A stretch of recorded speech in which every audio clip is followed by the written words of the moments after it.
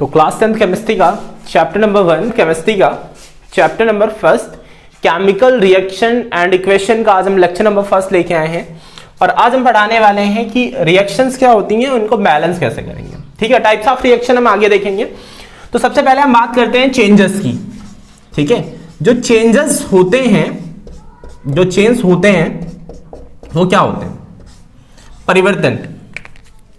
ठीक है, परिवर्तन। तो यार जो चेंज होंगे वो दो टाइप के हो सकते हैं, या तो वो फिजिकल चेंज होगा, कैसा होगा? फिजिकल चेंज, जिसको हम क्या बोलते हैं? भौतिक परिवर्तन। क्या बोलते हैं हिंदी में? भौतिक परिवर्तन। या फिर वो हमारा केमिकल चेंज होगा। ठीक है, कैसा चेंज होगा?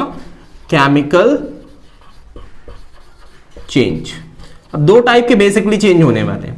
ठीक है, तो ये चीज का ध्यान देना कि फिजिकल चेंज कौन सा है, केमिकल चेंज कौन सा है। केमिकल चेंज का मतलब क्या है? रासायनिक परिवर्तन। ठीक है, तो अब इन परिवर्तन पे ध्यान देना है। ठीक है, फिजिकल चेंज क्या होगा, जिसको हम क्या बोलते हैं? भौतिक परिवर्तन। भौतिक परिवर्तन क्या है? जैसे मान लो कि बर्फ है, बर्फ देखेंगे तो मेल्ट होती है, पिघलती है। ठीक है, जैसे मान लो कि हम आइस ले लें, तो आइस जो मेल्ट होती है, ठीक है, आइस जो मेल्ट हो रही है वो कौन सा चेंज है? फिजिकल चेंज है। ठीक है, या फिर मान लो कोई भी वाटर है, ठीक है, वाटर क्या बन रहा है? वाटर कन्वर्ट हो रहा है आइस में, फिजिकल चेंज है। ठीक है, या फिर मान लो कोई भी वाटर है, ठीक है, वाटर है, वाटर क्या किस में चेंज हो रहा है? मान लो वाटर किस में चेंज हो रहा है? गैस में, इवेपोरेशन हो रहा है, समझ रहे हो? ठीक है, तो वो सब क्या है? Physical change. ये चेंज हमको बाहर से दिखते हैं। ठीक है, ये सब चेंज क्या होते हैं? बाहर से दिखते हैं। केमिकल चेंज कैसा होता है? जैसे मिल्क है, ठीक है, मतलब दूध जो है वो फट जाए, तो वो कौन सा चेंज है? केमिकल चेंज है। जैसे मान लो कि आयरन है, लोहा, ठीक है, आयरन है, आयरन में क्या लग जाए? रस्ट लग जाए, जंग, तो वो क्या है? केमिकल चेंज है, वो भी एक केमिकल चेंज है। तो केमिकल चेंज और फिजिकल चेंज में ये है कि यहाँ जो केमिकल चेंजेस होंगे, तो कोई रिएक्शन होती है तब जो चेंज होते हैं उनको हम केमिकल चेंज कहते हैं। फिजिकल चेंज बेसिकली उनके स्टेट में चेंजेस हो जाते हैं। ठीक है, चलो नोट करो, फिर आगे डिस्कशन करते हैं। चलो देखो, हो गया। चलो डिस्कशन करते हैं केमिकल रिएक्शन के बारे में। ठीक है, अब मेनली टॉपिक हमारा शुरू हुआ है केमिकल रिएक्शन। हेडिंग लगेगी केमिकल रिएक्शन। अब ये केमिकल रिएक्शन क्या होगी? हिंदी में बोलते हैं रासायनिक अभिक्रिया। रासायनिक अभिक्रिया। चलो रिएक्शंस कर लेते हैं।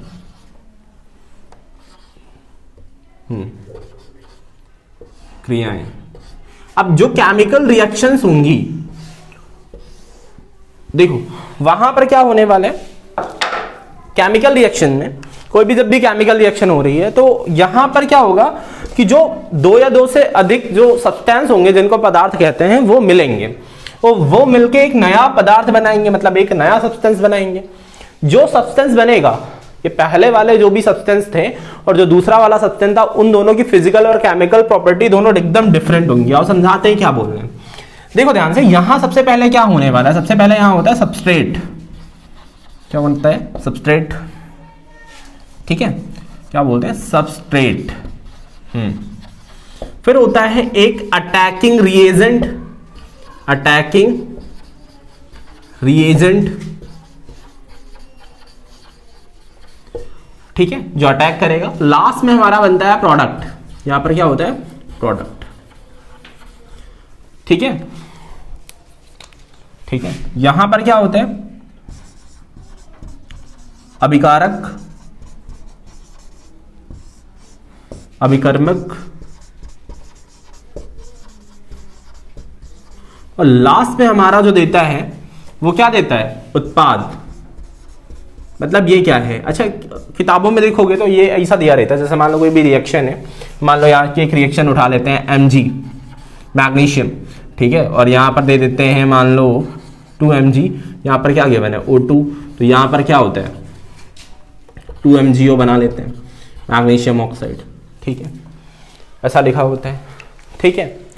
तो यार देखो ध्यान से, यहाँ पर क्या है, अटैक कौन कर रहा है, O, ठीक है। देखो उतने डीप में जाना नहीं है कि इलेक्ट्रोफाइल क्या होगा, न्यूक्लियोफाइल क्या होगा, ठीक है, हमें दुनियादारी से मतलब नहीं, हम बेसिक कंसेप्ट पढ़ रहे हैं क्योंकि ये 10th स्टैंडर्ड की केमिस्ट्री है। तो देखो ध्यान से, किताबें क्या करेंगी, यहां पर देखा होगा ये ऐसे करके इनको ये बोल देते हैं रिएक्टेंट है,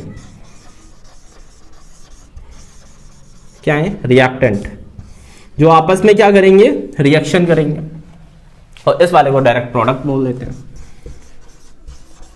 ठीक है। ये भी सही है, कोई दिक्कत नहीं है, ठीक है, जैसा समझ में आए, ठीक है। देखो यार कोई ना कोई तो अटैक करेगा ना, कोई रिएजेंट डाल सकते हैं, ठीक है, अटैकिंग रिएजेंट होगा, फिर वो फॉर्म करके एक प्रोडक्ट बनाएगा।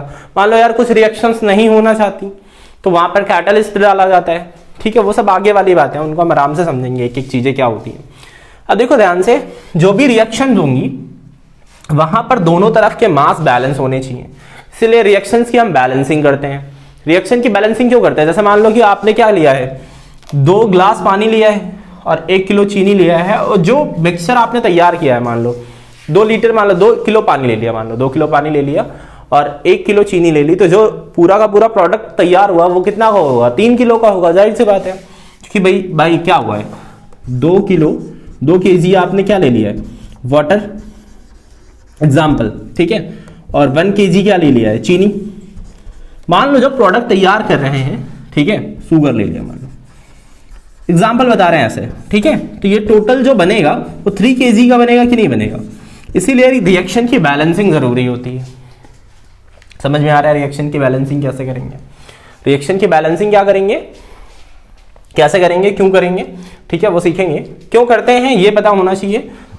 रिएक्शन की बैलेंसिंग इस वजह से हो रही है क्योंकि जब भी हम 2 चीजों को मिला रहे हैं तो हम ये ध्यान रखते हैं कि मतलब जब भी 2 चीजें मिक्स करी जाती हैं तो वहां पर जो 2 चीजों का मिक्सअप तैयार हुआ है उतना मास यहां भी कंजर्व रहेगा ना। क्यों बैलेंसिंग करते हैं, बैलेंसिंग करते हैं law of conservation of mass की वजह से, law of conservation of mass की वजह से, ठीक है। इसको हम हिंदी में क्या बोलते हैं, द्रव्यमान संरक्षण का सिद्धांत। यार जितना मास है रिएक्शन में वो मास कहीं थोड़ी ना चला जाएगा, वो तो इतना ही मास रहेगा, मतलब उतना ही द्रव्यमान रहेगा। Law of conservation of mass की वजह से बैलेंसिंग करी जाती है, ठीक है। ओरल इधर मैंने समझा ही दिया है। और दूसरी चीज एक चीज और समझ लो, ना ही कोई एटम डिस्ट्रॉय होगा रिएक्शन करते समय, ना ही कोई एटम डिस्ट्रॉय होगा, ना ही कोई एटम फॉर्म होगा। देखो ध्यान से, नो एटम डिस्ट्रॉयड, कोई भी एटम मतलब कोई भी एटम डिस्ट्रॉयड नहीं होगा, ठीक है। नो एटम फॉर्म्ड, ना ही कोई एटम डिस्ट्रॉय होगा, ना ही कोई एटम बनेगा, ठीक है। No atom destroyed, no atom formed, ठीक है। कोई भी एटम, ठीक है, आइदर आर नाइदर नॉर का यूज करके भी कर सकते हैं, ठीक है। बस सिंपल समझा रहे हैं कि कोई भी एटम ना ही बर्बाद होगा, ना ही कोई एटम, ठीक है, कोई एटम टूटेगा, ना ही कोई नया एटम बनेगा। देखो एग्जांपल दिखाते हैं। यहाँ पर एटम ने तो अपनी प्रॉपर्टी खोई नहीं है। यहाँ पर देखो क्या था, मैग्नीशियम, यहाँ पर क्या था, ऑक्सीजन। मैग्नीशियम ऑक्सीजन रिएक्ट किए तो क्या बना, मैग्नीशियम ऑक्साइड। तो जो ये दोनों हैं, इनसे जो मैग्नीशियम ऑक्साइड बना है, इसकी प्रॉपर्टी इन दोनों से बिल्कुल डिफरेंट होगी, फिजिकल भी और केमिकल भी, ठीक है। दोनों प्रॉपर्टी इन दोनों से क्या होगी, डिफरेंट। तो इस चीज को हम क्या बोलते हैं, केमिकल रिएक्शन। अच्छा, केमिकल रिएक्शन कैसे पहचानेंगे, ठीक है, एक चीज बड़ी ध्यान से समझना, हाउ टू रिकॉग्नाइज्ड, ठीक है।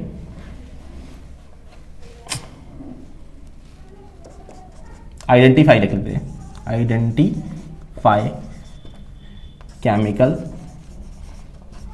रिएक्शन। कैसे पहचानेंगे कि केमिकल रिएक्शन हुई है, ठीक है, कैसे पहचाने। सबसे पहली चीज यार, या तो उसके स्टेट में चेंज हो जाए, स्टेट में क्या हो जाए, चेंज। मतलब क्या हो जाए, अवस्था में चेंज हो जाए। ठीक है, कहाँ हो जाए, अवस्था में क्या हो जाए, चेंज हो जाए। दूसरी चीज, या तो उसका कलर चेंज हो जाए। ठीक है, क्या हो जाए, रंग में क्या हो जाए, परिवर्तन हो जाए, कलर में चेंज हो जाए। तीसरी चीज, ठीक है, या तो स्टेट चेंज हो जाए या तो कलर चेंज हो जाए। थर्ड चीज, या तो प्रेसिपिटेट बन जाए, पीपीटी, जिसको हम क्या बोलते हैं, अवक्षेप। ठीक है, ये बन जाए। या फिर टेम्परेचर मतलब हीट रिलीज हो, क्या हो, हीट रिलीज हो। ठीक है, या फिर टेम्परेचर या तो इंक्रीज कर जाए या तो टेम्परेचर डिक्रीज कर जाए, मतलब ताप या तो बढ़े या फिर घटे बटे, कुछ भी हो जाए। ठीक है, वैसे बढ़ना ज्यादा प्रेफर करते हैं। ठीक है, घटेगा क्या, टेम्परेचर क्या हो जाए, इंक्रीज हो जाए। ठीक है, टेम्परेचर इंक्रीज हो जाए। ठीक है, या तो स्टेट चेंज हो जाए या तो कलर चेंज हो जाए या फिर प्रेसिपिटेट बन जाए, जिसको हम अवक्षेप कहते हैं, जो तलहटी में जमा हो जाता है, पीपीटी। ठीक है, या फिर हीट रिलीज हो जाए। ठीक है, या तो हीट रिलीज हो जाए।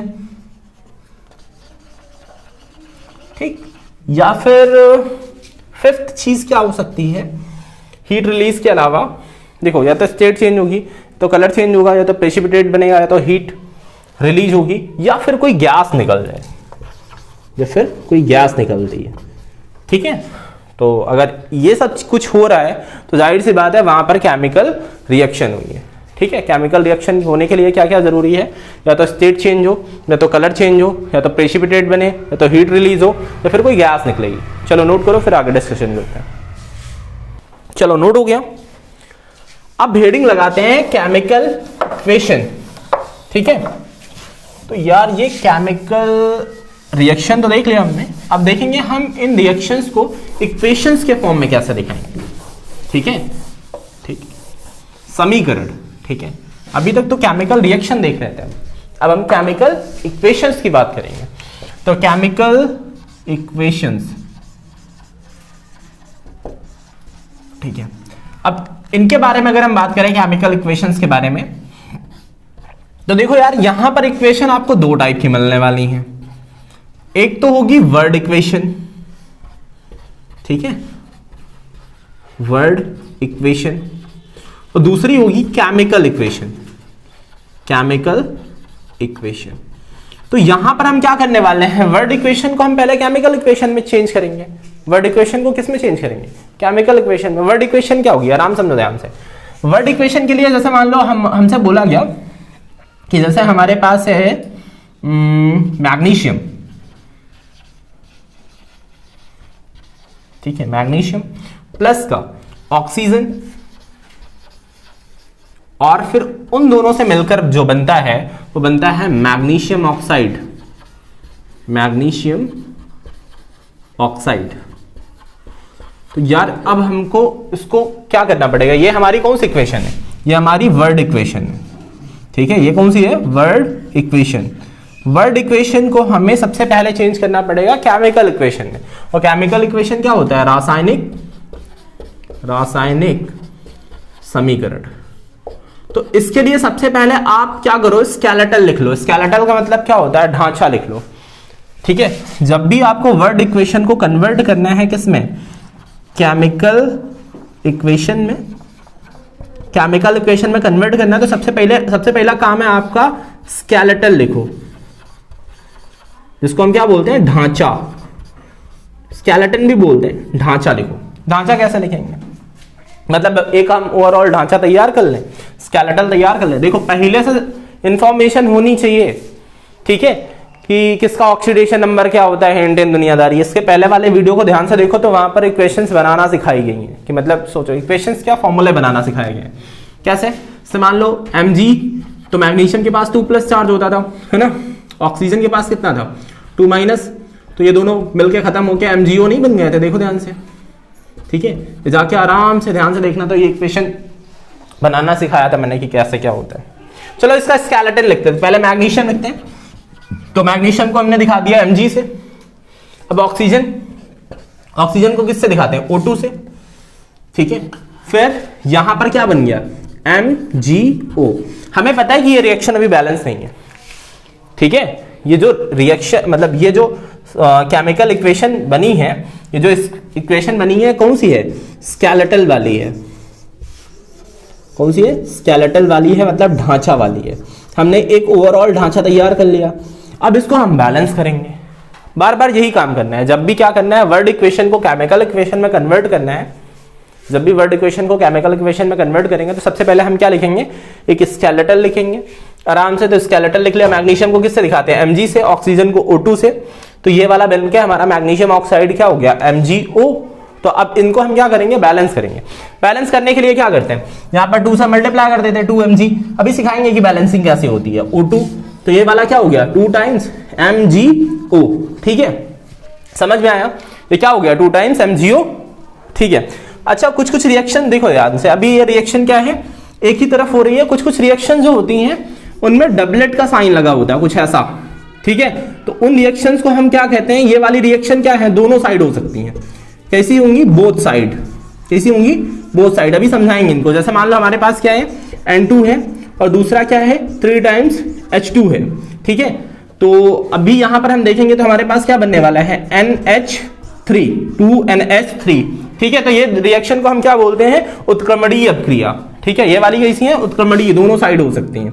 ठीक है, ये क्या हो सकती हैं, दोनों साइड हो सकती हैं। चलो नोट करो, फिर आगे डिस्कशन करते हैं। चलो नोट हो गया। अब हम समझते हैं कि balancing of chemical equation, chemical equation को बैलेंस कैसे करें। ठीक है, तो हम यूज करेंगे ABCD मेथड।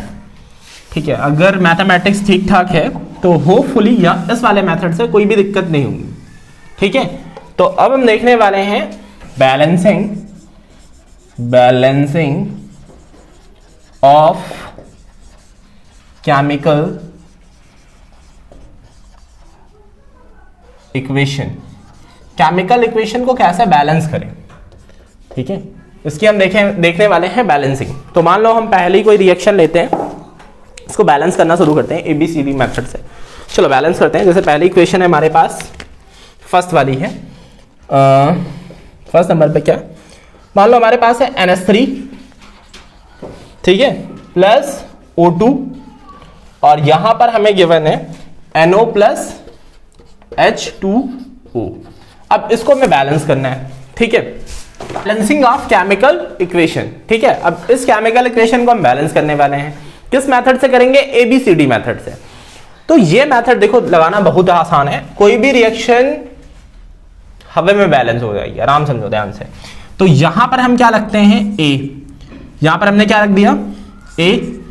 ठीक है, और एक जैसे मान लो इस रिएक्शन को हमने यहां लिख लिया। मान लो ये रिएक्शन हमारी कितनी है, NH3, ठीक है, प्लस O2 और यहां पर ये रिएक्शन हमारी बनी है NO प्लस H2O। थोड़ा सा सेपरेशन देख के हमने क्या किया, यहां पर रखा, इस तरफ रखा A, यहां पर रखा B, यहां पर रखा C, यहां पर रखा D। आराम से देखो ध्यान से, ये A, ये B, ये C, ये D। अब ABCD की हमें वैल्यू निकालनी है। कैसे निकालेंगे, आओ यहां पर देखते हैं N एटम, नाइट्रोजन एटम। तो नाइट्रोजन में देख रहे हैं हम, यहां पर नाइट्रोजन का कौन सा है, A। उधर RHS में देखो नाइट्रोजन, यहां केवल एक ही तो है, और यहां नाइट्रोजन देखो A is equal to C। ठीक है, फिर देखो कहां, हाइड्रोजन। तो हाइड्रोजन यहां कितना है, देखो ये 3 का यहां A में मल्टीपल होगा, तो ये कितना हो जाएगा 3A। हाइड्रोजन कितना है, 3A। ठीक है, और इधर देखो हाइड्रोजन कितना है, इधर भी देख लेना, यहां तो हाइड्रोजन है नहीं, उधर देखो हाइड्रोजन कितना है, 2D। 3A is equal to 2D। ठीक है, समझ में आया। ठीक, यहाँ पर नाइट्रोजन देखो, नाइट्रोजन पे गौर करो, तो यहाँ नाइट्रोजन क्या था, A, इधर नाइट्रोजन क्या है, यही तो है, C। तो A is equal to C। यहाँ पर हाइड्रोजन देखो, यहाँ पर जो लगा होगा वो मल्टीपल होगा, तो क्या हो गया 3A, और यहाँ वाला देखो कितना 2D, हाइड्रोजन हाइड्रोजन हो गया। अब बात करते हैं ऑक्सीजन पे। तो ऑक्सीजन देखो यहाँ ध्यान से, यहाँ कितना है 2B, ये वाले 2 का यहाँ मल्टीपल होगा, तो ऑक्सीजन कितना है 2B। ठीक है, और उधर देखो ऑक्सीजन कहाँ है, एक C पे है, तो यहाँ पर 2B is equal to C plus कहां पर है, D पे, तो C प्लस D। अब देखो ये इक्वेशन हमारी तैयार हो गई। अब इन इक्वेशन में जो सबसे ज्यादा बार दिख रहा है, चाहे वो A हो, B हो, C हो, उसको क्या का मान लो, 1 मान लो। तो देखो सबसे ज्यादा बार कौन दिख रहा है, A को 1 ही मानो, किसी को भी मान सकते हैं, मर्जी है तुम्हारी। तो A को हमने क्या किया, 1 मान लिया। अब 1 माना तो c इज इक्वल टू कितना हो जाएगा 1। यहां से देखो जब a 1 है तो c क्या होगा 1। अब a की जगह पर कितना रखते हैं 1, तो यहां से वैल्यू निकालते हैं 3 into 1 is equal to 2d। तो d इज इक्वल टू कितना हो गया 3/2। अब यहां से क्या करते हैं, हमें किसकी वैल्यू चाहिए b की, तो 2 times d is equal to c की वैल्यू 1, d की वैल्यू 3/2। ठीक है, तो कितना हो गया 2 1 जा 2 प्लस 3/2, तो कितना हो गया 5/2। अब यहां से हम 2b की वैल्यू निकालते हैं, तो 2b इज इक्वल टू कितना है, आ गया 5/2। ठीक है, 2b इज इक्वल टू 5/2, 2 1 जा 2, कितना हो गया 5/2। तो यहां पर क्या हो जाएगा b इज इक्वल टू कितना हो जाएगा 5/4। b की वैल्यू क्या निकल आई 5/4। तो देखो a की वैल्यू हमको पता चल गई, b की वैल्यू पता चल गई, c की वैल्यू पता चल गई, d की वैल्यू पता चल गई।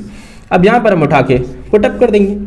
चलो रखते हैं, यहां पर रखते हैं, a की जगह पर हमने पुटअप किया कितना 1, तो 1 Na 1 mole of Na sorry NH3 1 mole of NH3, यहां मोल्स रखते हैं, प्लस b की जगह पर हमने कितना रखा, b की जगह पर हमने पुटअप किया कितना है हमारे पास 5/4। b की जगह पर कितना है 5/4, तो यहां पर क्या है O2। ठीक है, फिर ये रिएक्शन हुई हमारी। ठीक है, c की जगह पर हमारी वैल्यू कितनी है 1। ठीक है, तो 1 की जगह c की जगह क्या रख दिया 1, और फिर d की जगह पर हमारी वैल्यू कितनी आई है, d की जगह पर d देखो कितना है 3/2। ठीक है, सिंपली ये इक्वेशन हो गई हमारी बैलेंस। अब हम क्या करते हैं, पूरी इक्वेशन में 4 से क्या कर देते हैं डिवाइड, 4 से मल्टीप्लाई कर देते हैं, 4 से क्या करते हैं मल्टीप्लाई। ठीक है, देखते हैं ये हमको क्या करना है, फ्रैक्शन को हटाना है तो 4 से मल्टीपल कर दो। 4 से मल्टीपल किया तो कितना हो गया 4NH3।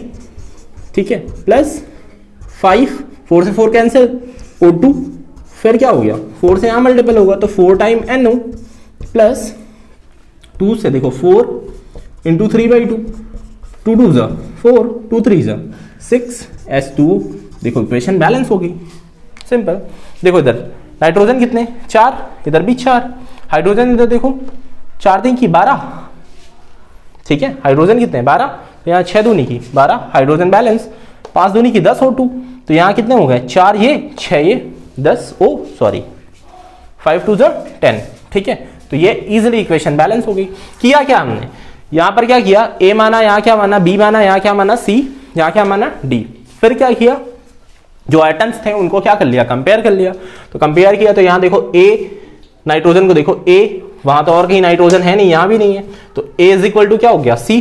फिर देखो 3A इज इक्वल टू कितना हो गया, यहां से देखो 3A, उधर से देखो हाइड्रोजन कहाँ है 2D, 3A is equal to 2D। अब देखो ऑक्सीजन को देखते तो ऑक्सीजन यहाँ कितना है 2B, तो ऑक्सीजन कहाँ है 2B। ठीक है, उधर देखो ऑक्सीजन कहाँ था C पे, तो C प्लस ये वाला देखो यहाँ पे, तो कितना हो जाएगा C प्लस D। अब यहाँ पर जो सबसे ज्यादा बार देखा उसको क्या मान लिया 1 मान लिया, 1 मान के इसको क्या किया सॉल्व किया, ये हमारा आंसर है। चलो नोट करो फिर आगे डिस्कशन करते हैं। तो अगली इक्वेशन ये है हमारी, जिसको हम केमिकल इक्वेशन, जिसको हम बैलेंस करने वाले हैं। देखो जो भी करना है ऊपर वाले मोल्स को हम घटा बढ़ा सकते हैं, मतलब समझ रहे हो, मल्टीपल में जो चेंज करना है करेंगे हम। ठीक है, यहाँ जो नीचे लिखा हुआ है ना इसमें चेंज हम कर ही नहीं सकते, कैसे करेंगे यार, मतलब सोचो, जो चेंज होगा वो मोल्स में कर सकते हैं, यहाँ पर नंबर ऑफ मोल्स लिखे होते हैं। ठीक है, 1 मोल 2 मोल 3 मोल, अरे यार जैसे नॉर्मल भाषा में कितने किलोग्राम ग्राम ये सब नहीं होता, उसी तरह यहाँ पर मोल्स डिफाइंड है। ठीक है, चलो यहाँ तो हम चेंज कर ही नहीं सकते। जैसे मान लो यार क्या है NaCl है, Na के प्लस चार्ज है मान लो, और अगर हमारे पास कोई भी कुछ भी ले ले, मान लो सल्फेट ले लिया SO4 2 माइनस, तो ये 2 यहाँ आ जाता है Na2SO4 हो जाता है। तो यार मतलब यहाँ चेंज हम नहीं कर सकते, हमको चेंज कहाँ करना है आगे की तरफ नंबर ऑफ मोल्स में, वहां चेंज करेंगे तो गलत हो जाएगा। ठीक है, ठीक है, अगर आपको केमिकल फॉर्मूला बनाने आते हैं तो आपको पता होगा कि यहाँ हम चेंज नहीं कर सकते। क्यों, क्योंकि ये चीज डिपेंड करती है ना कि यहाँ का जो भी ऑक्सीडेशन नंबर है वो कितना था। ठीक है, वो यहाँ आके शिफ्ट हुआ, यहाँ वाला यहाँ आके शिफ्ट हुआ, 1 को हम लिखते नहीं है। ठीक है, तो वहां हम चेंज तो कर ही नहीं सकते, समझ रहे हो। चलो और देखते हैं। ठीक है, चलो तो अब क्या करते हैं, यहां पर रखते हैं हम ABCD मेथड फिर से। ये क्या हुआ A, ये क्या हुआ B, ये क्या हुआ C, ये क्या हुआ D।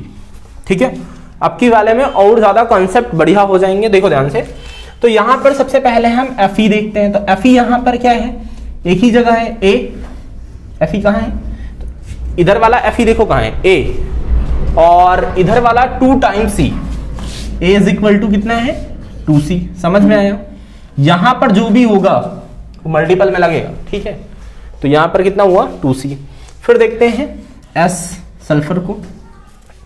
तो यहां पर क्या हुआ, सल्फर क्या है A इज इक्वल टू, यहां देखो सल्फर का है वहां A is equal to D, ठीक है। फिर देखो ऑक्सीजन को, तो ऑक्सीजन को देख रहे हैं, तो ऑक्सीजन, ठीक है, ये वाली हमारी पहली इक्वेशन हमारी ये बनी, एक इक्वेशन हमारी ये बनी। अगली इक्वेशन ऑक्सीजन वाली देखो, तो यहां पर ये कितना है 2B इज इक्वल टू, ठीक है, 2B इज इक्वल टू, यहां देखो ऑक्सीजन कहां है 3C, यहां 3 है ना, तो ऑक्सीजन ये कितना हुआ 3C, और इधर वाला कितना हो गया प्लस 2D, ठीक है। समझ में आया? अब जो सबसे ज्यादा बार दिख रहा है उसको क्या मान लो 1। मेरे ख्याल से A को 1 मानना ठीक रहेगा। तो A इज इक्वल टू कितना मान लिया 1, किसी को भी मान सकते हैं। तो 1 इज इक्वल टू कितना हो गया 2C, C is equal to कितना आ गया 1/2, इस 2 को हटा देंगे यहां से। फिर जो A 1 है तो D भी 1 है, D इज इक्वल टू भी कितना आ जाएगा 1। अब इस वैल्यू को पुटअप करते हैं, A हमारे पास ये है, C हमारे पास ये है, और D हमारे पास ये है। चलो पुटअप करते हैं। तो 2 टाइम्स B, तो हमें पता नहीं है, B हमें निकालना है, तो 2B is equal to 3। C की वैल्यू क्या है हमारे पास हाफ, प्लस का 2 इंटू D की वैल्यू कितनी है 1, ठीक है। तो ये कितना हो जाएगा 2B इज इक्वल टू, ठीक है, तो ये कितना हो जाएगा 2 2 4, कितना हो जाएगा 7/2। तो B इज इक्वल टू कितना हो जाएगा 7/4। B इज इक्वल टू कितना हो गया 7/4 बाई 3/2, 2 2 4, हाँ ठीक है 7/4, ठीक है। अब इस सारे टर्म्स को उठा के ऊपर रख देते हैं। तो ये हमारी इक्वेशन क्या थी, देखो ध्यान से, यही तो थी Fe, यहां पर क्या था O2 FeS प्लस O2, और यहां पर स्केलेटन Fe2O3 और प्लस का SO2। अब देखो गौर से वैल्यू पुटअप करते हैं। एक ही जगह पर वैल्यू क्या रखी है हमने, एक ही जगह पर क्या है, तो एक ही जगह पर हमने क्या रखा 1, प्लस B की जगह पर हमने क्या पुटअप किया, तो B की जगह पर हमारा कितना है 7/4, 7/4।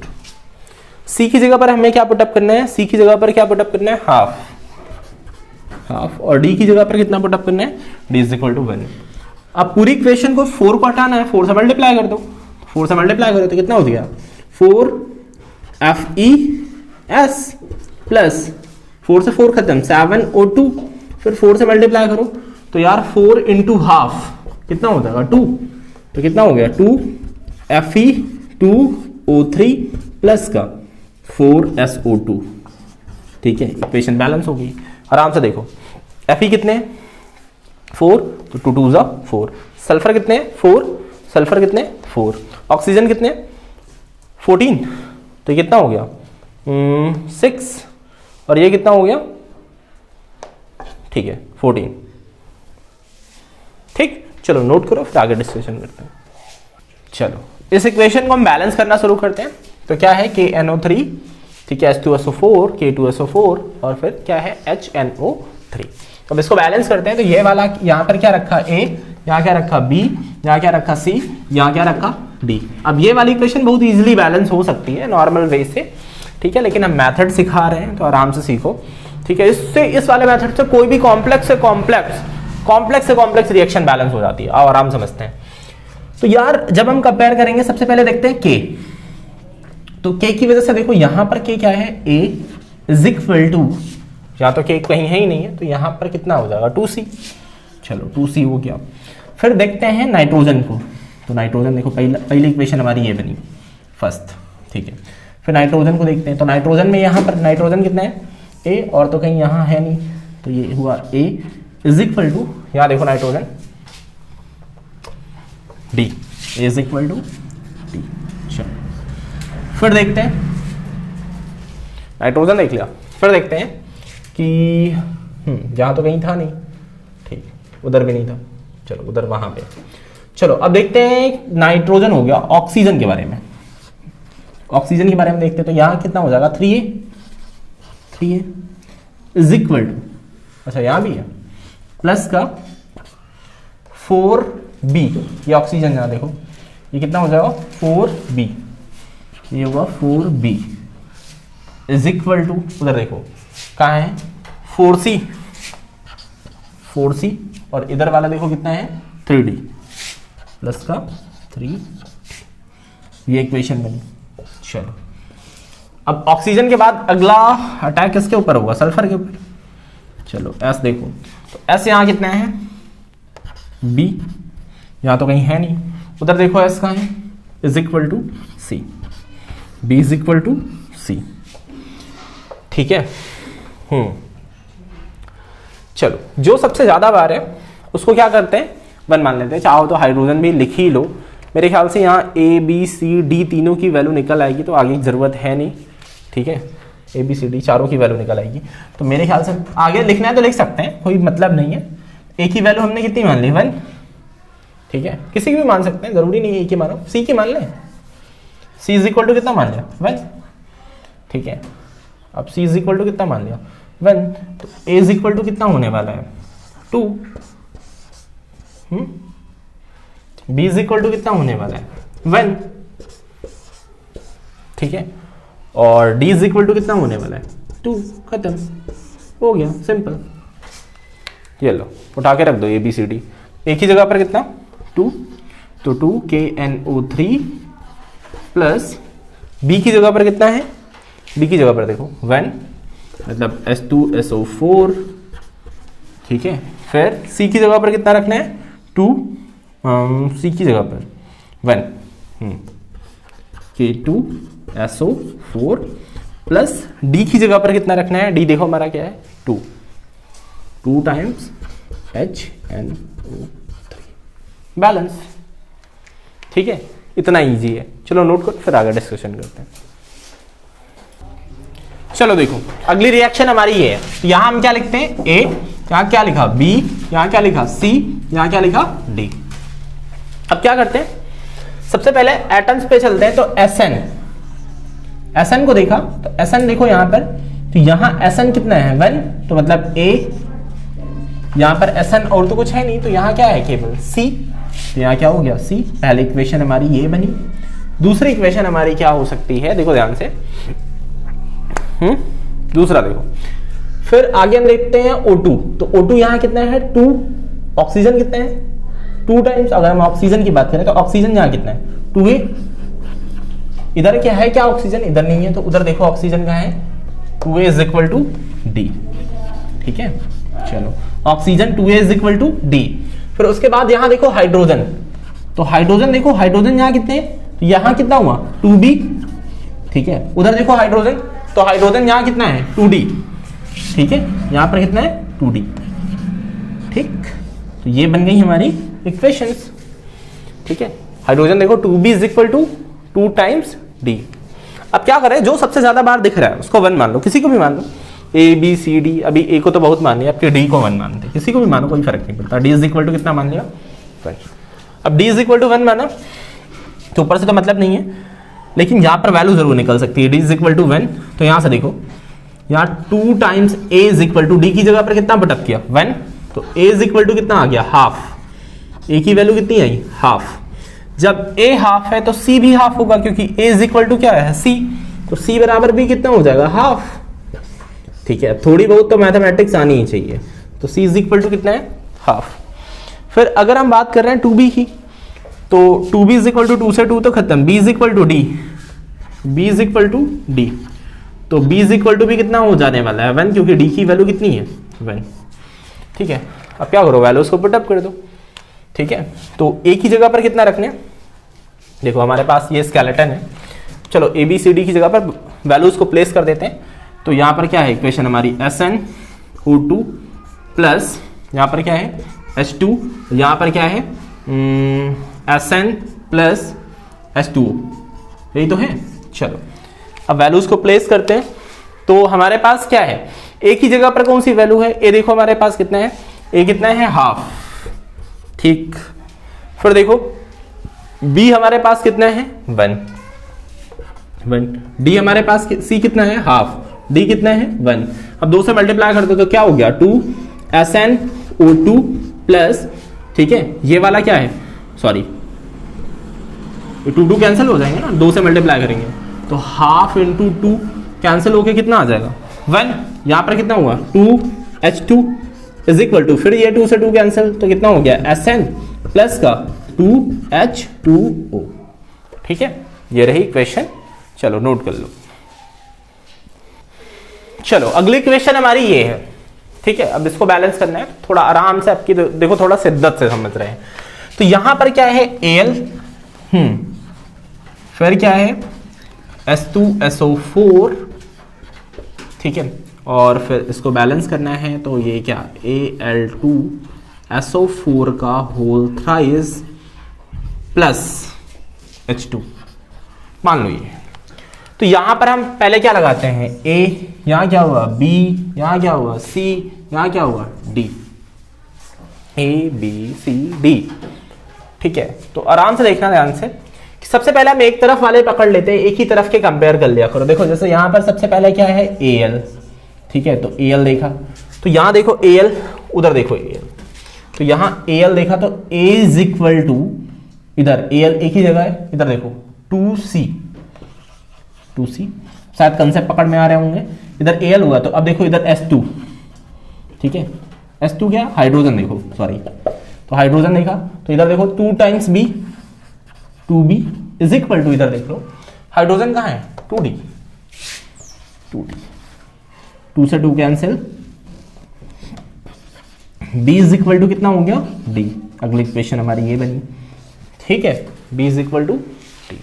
फिर इधर से देखो सल्फेट आयन पकड़ लो SO4, तो SO4 आयन पकड़ लो तो देखो ध्यान से यहां पर कितना हो गया B, उधर सल्फेट देखो कितना है, सल्फेट यही तो है 3C, बस समझ में आया। देखो ध्यान से Al देखा तो पहले इधर के एक तरफ के सारे पकड़ लेते, तो Al इधर देखो Al, इधर A इज इक्वल टू, इधर ये वाला 2C, ठीक है। या नीचे वीचे बदतमीजी ना कर देना, क्योंकि दिक्कत ये हो जाएगी कि देखो ध्यान से क्यों नहीं कर सकते, क्योंकि Al के पास कितना चार्ज होता है 3+ ऑक्सीडेशन नंबर, और SO4 सल्फेट कितना होता है 2-, ये वाला इसके नीचे चला जाता है, ये वाला इसके नीचे, तो क्या बन जाता है Al2SO4 का होल थ्राइस। थोड़ा इन सब चीजों का ध्यान दें, ठीक है, मोल्स में चेंजिंग कर सकते हैं और कहीं नहीं, ठीक है। चलो अब इनमें से जो ज्यादा दिख रहा है सबसे ज्यादा बार, उसको क्या मान लेते हैं 1, ठीक है। ये सल्फेट आयन पकड़ा था, ये टोटल 3C आया था, तो वही हमने लिख दिया था इधर B इज इक्वल टू, इधर देखो सल्फेट एक ही तो है, B is equal to 3C। ज्यादा बार क्या दिख रहा है, कोई भी किसी को भी 1 मान लो। चलो किसको माने, चलो A को 1 मान लेते हैं, A इज इक्वल टू कितना माना 1 मान लो, तो A इज इक्वल टू 1 माना तो 2C, ऊपर वाली इक्वेशन देखो ध्यान से 2 times C is equal to, एक ही जगह पर 1, तो C इज इक्वल टू कितना आ गया half, C is equal to कितना आ गया हाफ। अब जितना C है यहां पर B की वैल्यू निकालते हैं, तो B इज इक्वल टू कितना हो गया 3 इंटू C, C की जगह पर कितना रखा हाफ, तो B इज इक्वल टू कितना हो गया 3/2, B की वैल्यू कितनी हो गई 3/2। चलो B निकल आया, जितना B है उतना D, D की वैल्यू कितनी है 3/2, तो B और D इक्वल है, B बराबर D। अब बचा हमारे पास क्या है A B C, सबकी वैल्यू हमारे पास सही है, A की भी है, B की भी है, C की है, D की है। चलो वैल्यूज पुटअप कर देते हैं, तो A की वैल्यू हमारे पास कितनी है 1, ठीक है। फिर क्या है हमारे पास Al, फिर B की वैल्यू हमारे पास कितनी है, B की वैल्यू हमारे पास है 3/2, फिर क्या है S2SO4, फिर रिएक्शन, C की वैल्यू कितनी है हाफ, ठीक है, C की वैल्यू हाफ, फिर क्या है Al2SO4 का होल थ्राइस प्लस D की वैल्यू हमारे पास कितनी है 3/2, यहां पर क्या है D की वैल्यू 3/2। अब देखो हमको इस फ्रैक्शन को हटाना है, तो फ्रैक्शन को हटाना है, देखो नीचे कितना है 2, तो हमको इस 2 से 2 को हटाना है, तो मेरे ख्याल से 2 से मल्टीपल कर देना चाहिए, इसलिए बार बार नीचे जो भी होता है उसी से मल्टीपल करते हैं। अगर यहाँ 4 होता तो 4 से मल्टीपल कर देते, 8 होता तो 8 से गुणा कर देते पूरी इक्वेशन में। तो 2 से मल्टीपल करो तो 2 यहाँ हो जाएगा AL प्लस, अब देखो 3/2 इंटू 2 करोगे, ठीक है, 3/2 इंटू 2 करोगे, 2 से 2 कैंसिल, तो यहाँ क्या 2 से 2 कैंसिल, कितना हो गया 3S2SO4 रिएक्शन, यहाँ 2 से 2 खत्म, हाफ इंटू 2, तो 2 से 2 खत्म, तो यहाँ क्या हो गया Al2SO4 का होल थ्राइस प्लस का 3H2। ठीक है, चलो नोट करो फिर आगे डिस्कशन।